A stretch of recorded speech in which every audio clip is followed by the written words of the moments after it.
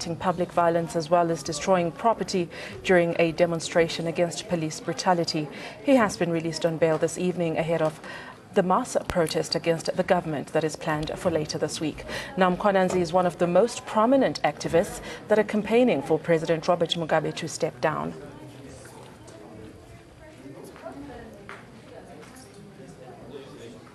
Visuals there of Promise Mkhwanazi, who has been in jail for the past 3 weeks, and he has been charged with disturbing the peace in Zimbabwe, as we saw a wave of protests that has hit the Southern African country in the past couple of months, and a few bans that have been imposed by the government. And the first ban was for a week, for 2 weeks rather, that was lifted by a magistrate.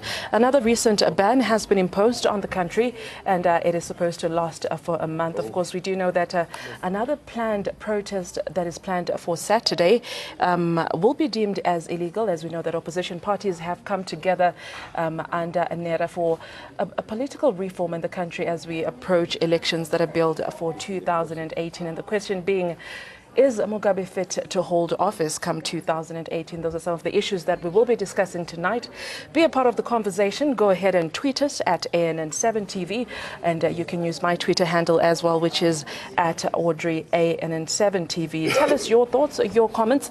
I will be joined in studio as well by a panelist of guests who will be discussing this issue with me, and they will be giving us their expert analysis. Now, as we continue to look at the unrest in Zimbabwe, I am joined by Zimbabwean lawyer Tino Chinyoka and Siwanenge Dube, who's a member of the Zimbabwe Exiles Forum. Chinyoka filed a lawsuit against President Robert Mugabe in January, challenging the partisan manner in which the national heroes are selected in the country, as well as the president's fitness to hold office. They join me in studio now. Gentlemen, thank you so much for joining me. Thank you. Thank you. I'll start with you, Mr. Tino Chinyoka. The president is very frail. I mean, we cannot dispute that with all due respect. Is it the right man to take Zimbabwe forward? I know that obviously you're not in line with that kind of thought. If not him, then whom? Well, if not him, then it needs to be somebody who has been elected through a process which is completely free. And which is based on institutions that actually work. In other words, I would be against a situation where we simply replace Mugabe for the purpose of replacing him. What we need to be looking at is, as a nation, what values do we want in our leader, and what institutions do we put in place to make sure that we have those values. And then, only then, after we've done that, can we then go to a proper free election where we get in somebody that is going to be completely different from what Robert Mugabe is. How confident are you going forward with your case that you have approached the Constitutional Court, that they will actually rule in your favor? You filed this complaint in January, I think this year. I think we spoke on the phone earlier this year, and yes, you're explaining to us the grounds on which you have based this this probe. How confident are you as we approach, obviously, the 2018 elections? Well, sadly, 8-9 months later, I probably am not as confident as I was at the beginning.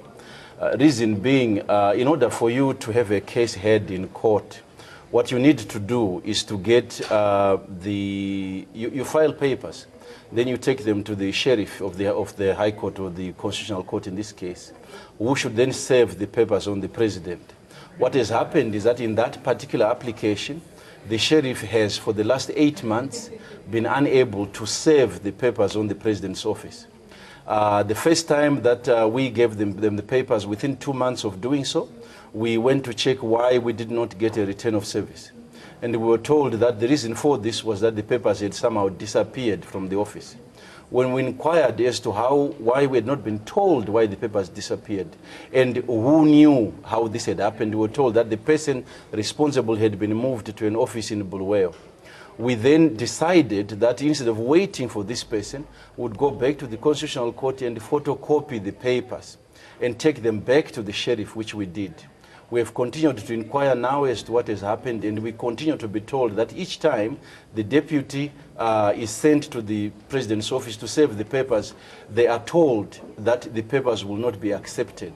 So Is there a reason why those papers won't be accepted? And do you think there's a system that has been put in place to deliberately frustrate your actions with the court? Well, clearly, yes, because they know that once the papers are accepted, it sets the timetable in motion. They will then have 15 days within which to respond. But if they refuse to accept the papers, then the clock doesn't start ticking. Right. Zimbabwe Exiles Forum, sir, thank you so much for joining us. I know that part of your organization is to, look at human rights situations. We've seen what's been happening in Zimbabwe with the wave of protests. We've seen police brutality. As an organization, what have you done about this? Where do you fit into this equation? Yeah, as Zimbabwe Exiles Forum, we're actually concerned about the deterioration of the human rights abuses in Zimbabwe. And as an organization, we have actually made it upon ourselves to make sure that we actually expose by actually releasing press statements and staging press statements to condemn such kind of acts. And we also encourage our members who are actually staying in South Africa and other countries to actually participate in any form in actually voicing their concern and their protestation against such kind of treatment of fellow Zimbabweans in Zimbabwe. Now you're based in South Africa as an organization. We just got news that Promise Mkhwanazi, who's an activist in Zimbabwe, has been released. He has been in jail for the past 3 weeks now. How do you operate if you're in Zimbabwe if you're in South Africa and you have situations of human rights in Zimbabwe? Are you in coordination with another group that's in Zimbabwe to make sure that if anyone's human rights have been infringed upon, they have some kind of help? No, what happens is Zimbabwe Exiles Forum is not working in isolation. Zimbabwe has got a lot of other civic societies that are actually in the business of promoting human rights. And so what happens, the situation in Zimbabwe, the activists who are actually being victimized in Zimbabwe are actually getting assistance from sister organizations that work hand in hand with the Zimbabwe Exiles Forum. Right. What kind of other support are you getting from other organizations as you work here in South Africa? Basically, as Zimbabwe Exiles Forum, most of our service is actually limited to make sure that refugees and the Zimbabweans staying in foreign countries are actually protected in terms of problems that are associated with being a foreigner, looking at their papers, assisting them with their papers, and in situations where they are unfairly detained or where their rights are actually violated simply because they're actual foreigners. So those are some of the issues that we assist in actually keeping the national flag flying by actually commemorating events that are actually on the national calendar. The fact that there are actual problems in Zimbabwe doesn't necessarily mean to say we desert the national pride, national identity. So as Zimbabwe Exile Forum, we also participate in discussions and debates to make sure that the situation in Zimbabwe is would be maintained in the talks and topics, especially in regional bodies. Right. We also lobby within the SADC, within the SADC members, or during SADC meetings, we actually arrange protestations and also make statements to conscientize the regional leaders about the situation in Zimbabwe. Right, I'm going to divert a bit here, sir, and I don't know if you're aware of the Langlaagte mine situation, where most of the miners there that have lost their lives are actually Zimbabweans. I know we had an organization that represents Zimbabweans here, one of their leaders saying they're very disappointed not only in the South African government, but in the Zimbabwean government as well, that they haven't put enough effort to make sure that the families of the deceased are helped. Do you also fit into situations like that? Yeah, it's very sad that Zimbabweans are actually dying in foreign countries while it is scavenging for livelihood. And in most cases, these guys are so desperate to make a living to an extent that they would take risks of that magnitude. And we're actually sitting with such a crisis simply because it's an issue which is so sensitive and touching on the lives of people, and the families are actually inquiring in Zimbabwe as to what is happening, if their family members are actually safe or not.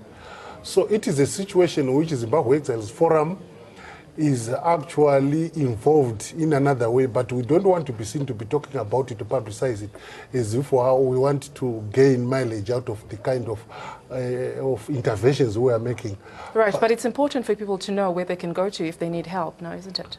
Yeah, it's very important, but what we are doing is what we are doing is we are trying to identify the families of those people who have actually perished. Okay. And in most cases, these people, they would not actually be having proper documentations. And they won't be the next of kin whom we can actually contact and so forth. But it falls within our ambits that we should actually assist these people. And we're actually working right round the clock to make sure that we get these people back and give them a decent burial. And it really all goes back to the issues that Zimbabwe is experiencing, isn't it? You know, with the government, people blaming the government that they're not creating jobs. Going back to the issue at hand, Mr. Chinyoka, of the fitness of the President, Robert Mugabe, can you explain for our viewers, I know we spoke about this at the beginning of the year, the legal grounds of your case? Well, briefly, the Constitution provides qualifications for a person to remain in office. It also says that there are circumstances in which Parliament, for example, the particular section I used, Parliament can remove the President from office for mental or physical incapacity. Now, in my application, I have looked at a number of things that have tended to suggest that the President lacks both the physical and mental capacity to remain in the job. Some of the examples that I have used include situations where I would say the most serious one is that there are reports which appear to be credible that the President is a frequent visitor to a cancer hospital in Singapore. Now, we all know that if somebody is receiving long-term cancer treatment, we read about how debilitating the treatment regimen can be, which means that there are instances where sometimes he is incapacitated by not just the illness, but by the treatment that is undergoing. But if we as a nation do not know what is going on, then we are unable to determine whether decisions that are made by him are actually being made by him or are being made on his behalf by people who are intent on hiding his illness. Now, Parliament is unable to invest. Parliament is the one that impeaches the President or looks into whether or not he is fit. Now, they are unable to do so until the Speaker of Parliament and the Speaker of the Senate actually bring an examination of his capacity to the floor. They haven't done that. So this is what I am asking the court to force the Parliament to launch that probe. Right. I'm curious to hear from the Zimbabwe Exiles Forum. Do you think Mr. Chinyoka has a point with regards to the fitness of the President to hold office? What are your thoughts as an organization? I'm not putting you on a spot here, but I'm sure you have an opinion on the issue. Yeah, my colleague is an attorney, a lawyer. Yes. And is actually raising an issue on legal matters. So, which might actually be not that fit for me to actually discuss the merits or demerits of the case because I'm not an attorney. But from a layman's point of view, to suggest that a 92-year-old man is unfit for office, it actually makes good sense. And one would have expected someone to retire at 60 or 65. So at 92, honestly, such an argument would honestly hold water. And considering all the issues which he's raising, those are facts which are supported by events, those are supported by biology. So I think he has got an issue. And it really brings back to the larger story, right, of African heads of states and dictators who seem to always find a way to hold on to power. What's the way forward? What other avenues can citizens, especially in Zimbabwe, take if, say, the Corn Court or the Parliament, like you have said, are not able to intervene and help a way forward to make sure that the economy of the country is revived? And what steps need to be taken? If it means that the head of the state is the impediment, what do people do? What other measures are there that people can take? Well, my view is that what needs to be done is perhaps what the people of Zimbabwe have started to do now, which is that as citizens, they are rising up and saying enough is enough. But what needs to happen is that process must not be interrupted by politicians. Because what will happen is citizens are rising up and bringing the situation to a head. Politicians will come in and take over this process and arrange a managed transition, which will defeat citizen power. What needs to happen is citizens need to completely overhaul the system. What we should not have is a situation whereby we build on the ruins of ZANU-PF. Because if you build a structure on top of ruins, you do not know why the previous structure did not last. What you need to do is remove everything. Right. You can't build on a bad foundation, and ZANU-PF is a bad foundation. And just wrapping up our conversation, gentlemen, I'm still with you, Mr. Chinyoka. Say, you know, Mugabe goes at some point, sooner or later it will happen, realistically yes. speaking, as a 92-year-old man. What then happens? What needs to be done? What solutions are in place? Because it appears Zimbabweans and perhaps the rest of the world is just concentrating on saying Mugabe must go. And then what? The problems still remain. Shouldn't there be a solution going forward to make sure that the country is revived? And to bring it out of the turmoil in which it is in? Well, my thinking, which is perhaps controversial, is that Mugabe going is not the solution. What we need is a period of transition. So I would actually be saying, let's have a transitional authority that looks at every root and branch of the systems that we have in Zimbabwe and puts in place a structure that allows the citizens to have a proper say in how the government is run. There is not a single institution in Zimbabwe right now which is not compromised. The police, the judiciary, the civil service. So if you say Mugabe goes and you bring somebody in, that person is not going to have an incentive to change systems that allowed Mugabe to last for 36 years. He's going to want the same thing because it will help him. So what we need is a transitional period where we as citizens talk about what values do we want, what institutions do we want, how do we want them to run. And after that, we then have a properly managed, properly monitored, properly free and independent election where the people in the transitional authority have no interest because they should then not take part. In that way, we have a level playing field where all applicants are then assessed by citizens in a way that allows every citizen's vote, every citizen's voice to be heard and to count. That's what I would propose. Are you going to proceed with your challenge to the Court, or are you feeling frustrated at this point? Oh no, not only am I going to proceed, but in the next 2 weeks I intend to launch another one, which is going to ask for people in the diaspora to be allowed to have a say in the next elections. Right, gentlemen, thank you so much for your time. I appreciate it. Thank you very much.